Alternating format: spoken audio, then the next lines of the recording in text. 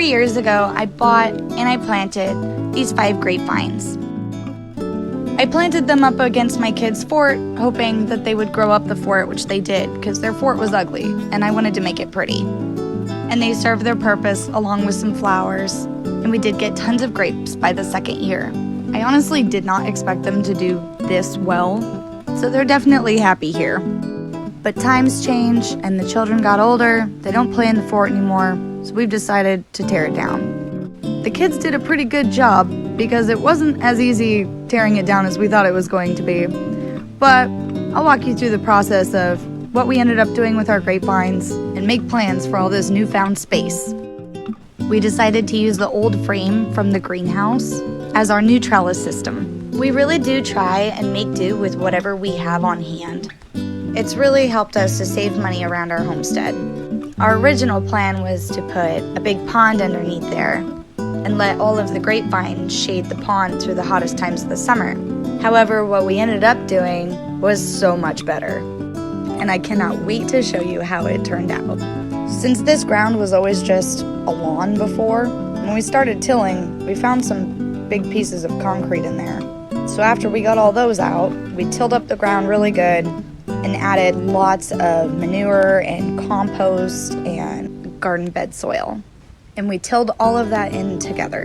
This ended up being a multi-day project, so this is all we got done for day 1. On day 2, we had to figure out how to get all these dormant vines off of the fort. Since grapevines only produce grapes on a 2-year cane, we're going to try and save as many of these as we can to make our project look the way we need it to look. We've got a vision, we just got to make it happen. But for the record, this was a total pain in the vines had grown through every little crick and cranny of this whole thing, so this really took forever.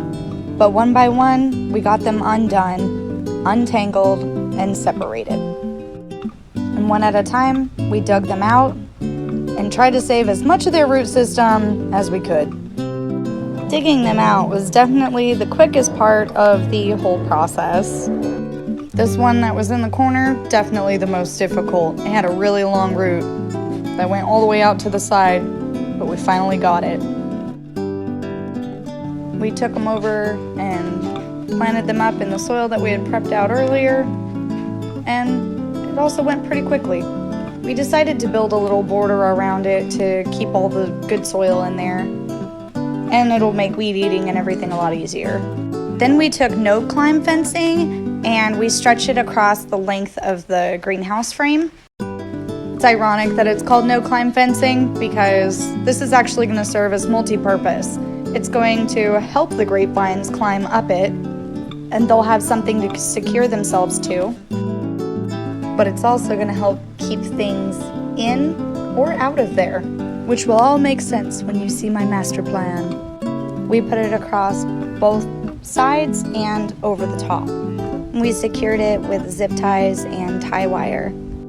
Then we took the vines and we threw them up over the top of the whole frame. That was also quite a process. Once these vines fill up with all the leaves, it will create a lot of shade under that canopy. It's gonna be so awesome. This whole project is coming along really nicely. Now as my darling husband secures the front board to the bed, the transplant is now complete. I'm just gonna add a little bit more garden soil in the bed to just raise it up a little bit, because I'll plant some flowers in there or something later. Leave me a comment if you have any good suggestions for companion plants for grapes.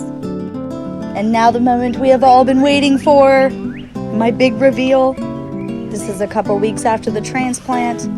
All of the grapes survived the transplant and are doing very well. And the best part is now it's a chicken coop. The chickens will be shaded in the hottest parts of the summer, and they have a very safe place for them to just hang out. I leave them in when I'm at work, but I let them out when I get home so that they can free range a little bit. Brittany and Whitney are always here to greet me. They cannot wait every day to come out and scratch around. The coop is definitely a work in progress.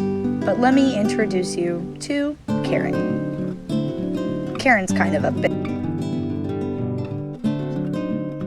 Funny story how I wound up with these chickens. It was very recent and all of the sudden. If you want to know, let me know and I'll make a video about that too. But let me tell you, we have had some failures, but this is the one thing that went right. Kinda. That's alfalfa, the grapevine.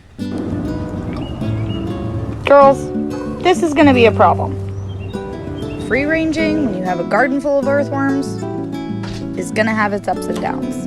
But we just gotta move them into an area where they can scratch and dig as much as they want to. I hope y'all enjoyed this video. I had a lot of fun making it. And as always, thank you for watching.